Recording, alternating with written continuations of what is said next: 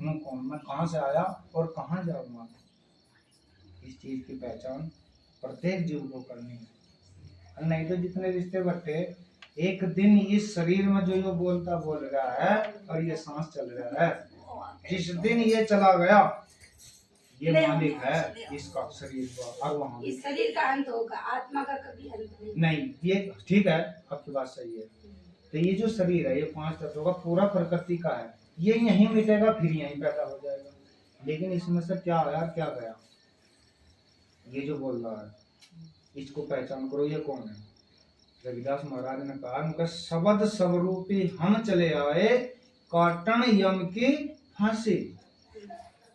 यम की फांसी के इधर काट रहे हैं इस शब्द के माध्यम से, जैसे आज आपके कानों में पड़ गई। इसकी पहचान करनी है, ये सांस कहाँ से कहाँ जा रहा है।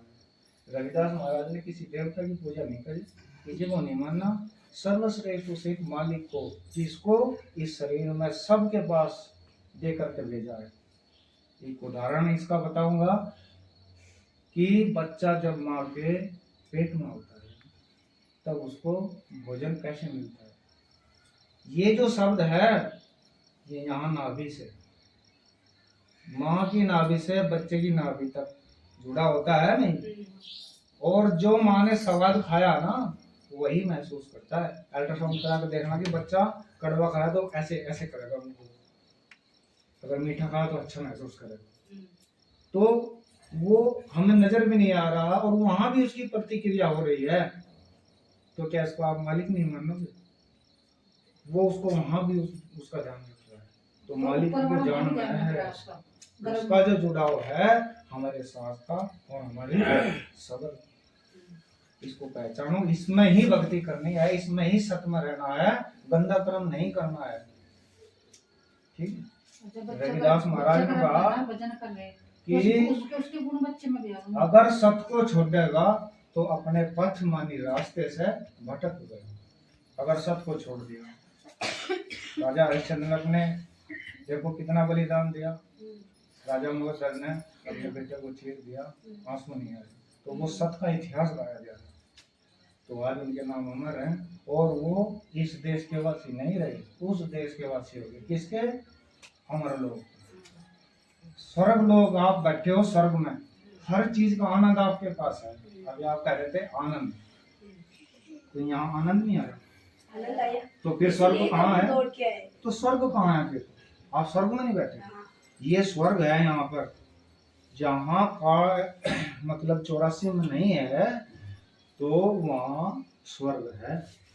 और अगर स्वर्ग से आगे जाना है तो वो अमर लोक है, फिर वहां से वापस नहीं आना। मीराबाई ने कहा, फिर बहुड़ जन्म नहीं धरना, फिर मुझे भोग में उल्टा सीधा, कभी अंडा कभी जेर और कभी कीट पतंगा, 4 प्रकार से खाने में पैदा होता है जीव, फिर ये वहां पैदा नहीं होता है।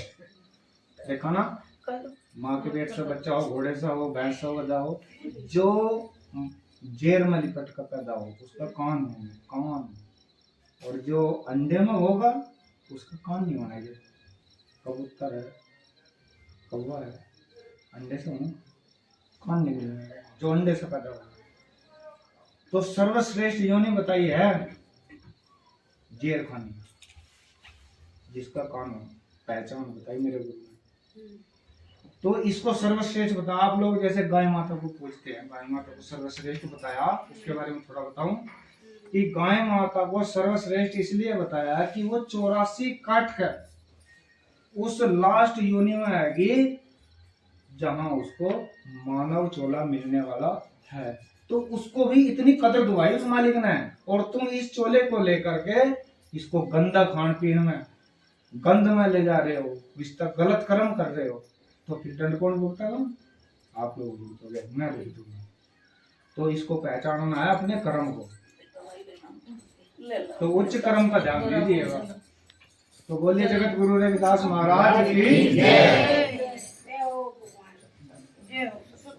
कुछ गलती हुई हो भाई,